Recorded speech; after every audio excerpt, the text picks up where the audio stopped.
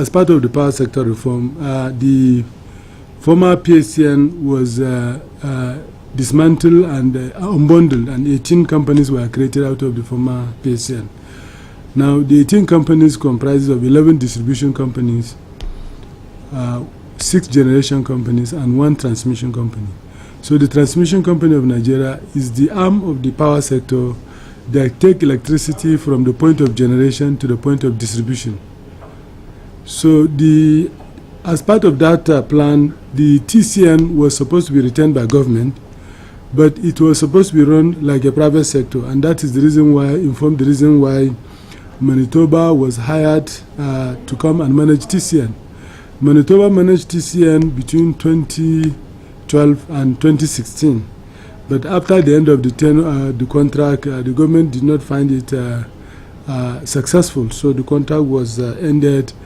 And I was in African Development Bank then, so I was asked to come and work and put in a structure that will work in TCN in 1 year.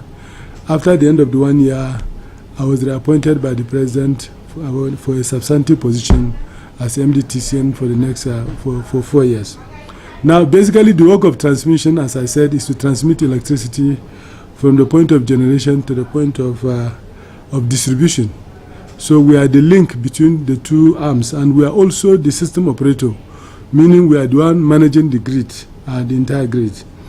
Now, when we took over in 2007, TCN, as I told you, it was managed by Manitoba Hydro. It was this government that felt that this Manitoba Hydro has not done well, and they refused to extend the contract. So we came in. But when we came in, we established what we call Transmission Rehabilitation and Expansion Program, because when we came in, TCN was the weakest link in the power sector value chain. Everybody that has any issue, it is blamed on TCN.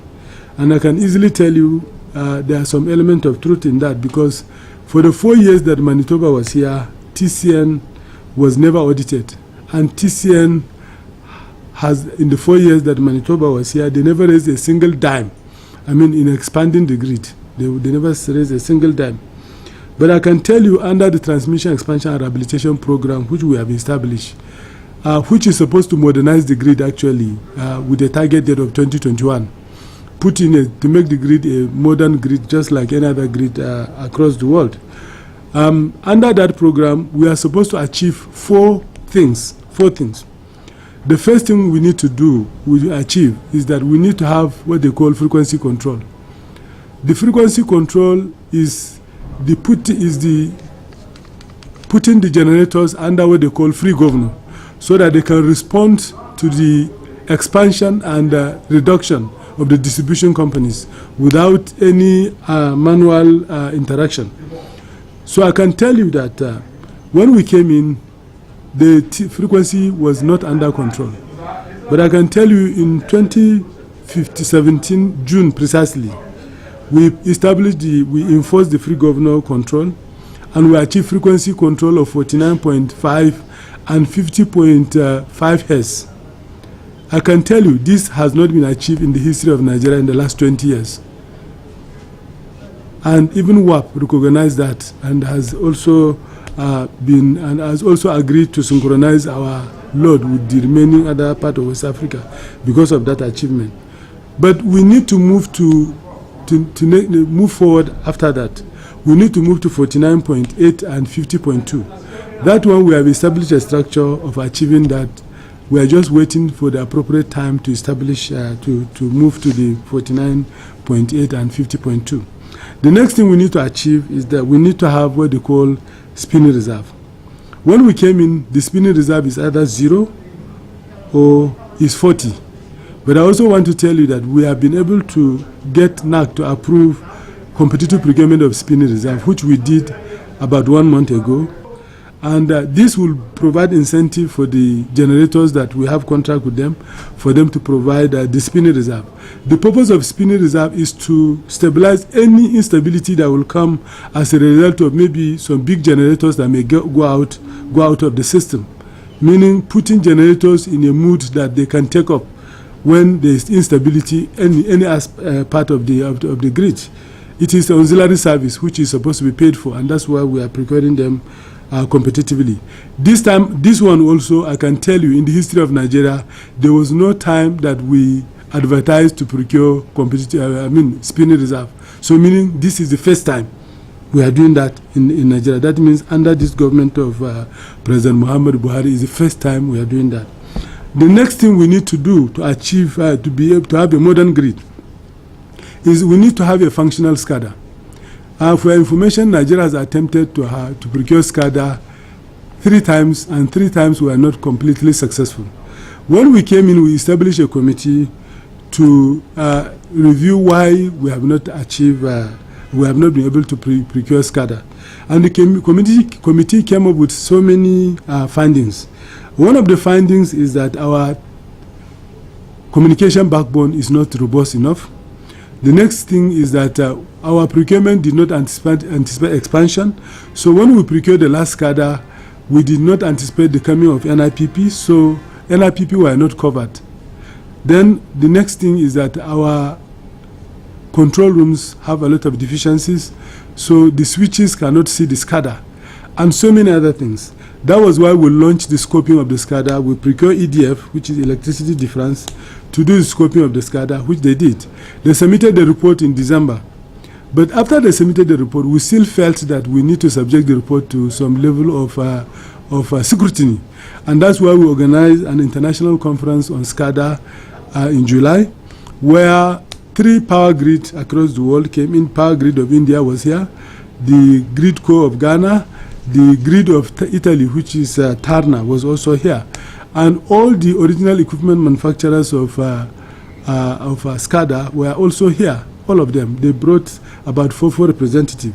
So now, as a result of the workshop, we are able to find that there are some key areas we need to strengthen the communication backbone. That means we need to put SCADA, fiber optic on those lines. So very soon, in the next 1 or 2 weeks, you will see our advert for the procurement of fiber optic to complete those links. And some of those notable links are the Ikeja West to Egbin, Aja to Akamba, and Aja to Alagbon, Ajakuta to Benin, and Jos to Gombe. You will see that. Now, there are some areas that we still have weakness, but those areas will be taken care of under our transmission expansion.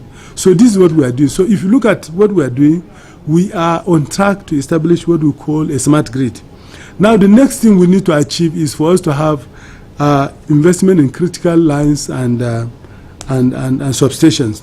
It will interest you to know that as part of the transmission expansion and rehabilitation program that we established, also we encourage TCN staff to also install transformers. And under that program, I can tell you from June last year to date, TCN engineers by themselves have installed about 30 transformers across the country. Apart from that, we have also cancelled so many contracts which are not performing, and TCN engineers have completed it. And even contractors, they've known that it's not a business as usual here again. So everybody is doing what he's supposed to do. So I can also clearly tell you that under that critical investment in lines and substations, we have installed more transformers in the last 1.5 years, more than what has been done in the previous 10 years. And that's why we took the grid from about 5,000 megawatt. As at December, the grid was 7,124. And we have not done another simulation. We're going to do one very soon. But I can tell you that this phenomenon expansion has never happened in the history of Nigeria. And this is because we are also following the footsteps of the president, where everything here have to do with transparency and accountability.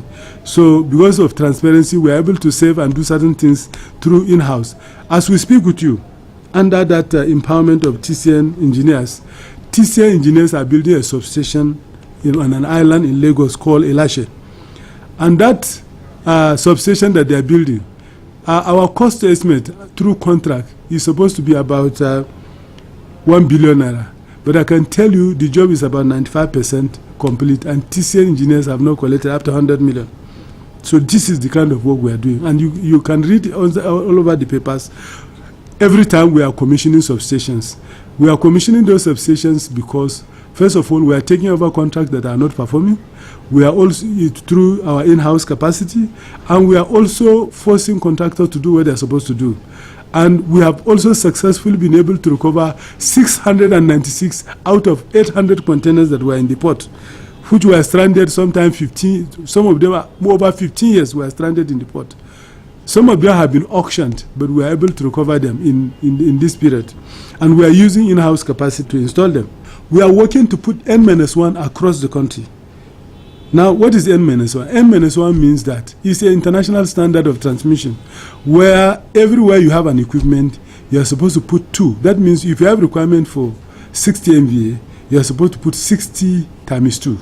So what we are working now is that we are putting N-1 across the country, all over Nigeria. So we believe that from now to 2021, we are going to stabilize the grid, make the grid a modern grid, and not only that, we should be able to expand the grid to at least 20 megawatt grid. On the challenges that we are facing, if you look at the power sector right now, it's TCN that is not covered. If you look at the generation companies, there's 701 billion that is a payment assurance that is covering them. If you look at the distribution company, they are collecting and paying on what they call best endeavor. So they decide what they will pay to the market because the market is not, the contracts are not effective. So the only one that is not covered in the market is TCN. So this is one of the big challenges that we have. And we have raised significant amount for investment into lines and substation from the multilateral donors. But these are not monies that you can use to pay staff or to do salary or to do. They are project-specific money that cannot be diverted. It has to be used for the purpose intended, and that's why they are supplied by the donor. So this is one of the big challenges that we have. The next challenge we have, which we are also trying to overcome, is the challenge of right-of-way. Our right-of-way is bigger than all the other people in the sector. So if you are building a 330 kV line, you need to have 25 meters both sides. So this is very, very challenging. So one of the means that we have devised to solve this problem is that we have been collaborating with state governors. So we collaborate with state governors for them to assist us with right-of-way, and that has been working. So all the play areas that we are working to establish a transmission line, we are collaborating with the state governments. For example, we are reconstructing the line between Alauji to Owerri to Onitsha. That line you remember that line was actually awarded under NIPP. We have realized that that line cannot be realized under that NIPP. So TCN is going to reconstruct and is going to be financed by the African Development Bank. Now, we are collaborating with all the states that are involved in that region to support us in that reconstruction. We are also reconstructing the line from Delta to Benin. That also we are collaborating with the two state governments. Is at the same way we are also collaborating with Kano, Kaduna, and Niger State on the line from Shiroro to Kaduna to Kano. We have most of the multilateral donors, which are the World Bank, the African Development Bank, the French Development Agency, the Japan International Corporation, are the key multilateral agencies that we are supporting. And thanks to both Federal Ministry of Finance and the Federal Ministry of Power that give us the leverage to communicate with them. Both of them are giving us all the cooperation that we need. But as part of our plan to do the transmission rehabilitation expansion program, we are also collaborating with all the state governments in the country. There is no place the president will have better support than in transmission, because if you look at me, for example, I am actually a product of the president, because the president was my governor. I am from Borno State, so we know him, we know what he represents, even at that time. So we are actually 100% behind the president, and that is why, if you look at it, there's no day we don't come to office. It's not only me. Even Madam, the GM behind you now, she comes to office every day, including Saturday and Sunday, because we are supposed to ensure that we work to support the president to achieve his own ideal. And if you look at all over the country, there's no place we are not commissioning transformer. We are reconducting the Enugu-Onitsha line, which for several years we have been talking about, that has not taken place. we are going to reconduct it any time from now as part of our support to ensure that the president achieves his own laudable objective. Therefore, TCN and all the staff behind TCN, we are actually 100% behind the president. We'll continue to support the president because we believe the president has the vision to drive Nigeria to where we are. There's no way we can reduce poverty across this country if we don't put electricity across the country. And we in TCN, our part, we are poised, and we are ready to ensure that we support the president to achieve the objective of incremental power across the country. Thank you.